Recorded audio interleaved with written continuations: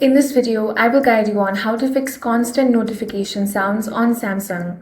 First, launch open Settings on your device. Now you need to scroll and find the option of Notifications, tap on it. Here, find the option of Advanced Settings. Locate the option of Repeat Notification Alerts and tap on it.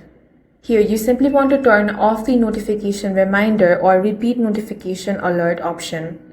If you still want reminders but not as often, you can leave this feature enabled, then increase the reminder interval to longer time instead of every minute. So go ahead and select repeat interval, set that to either 10 minutes or 15 minutes.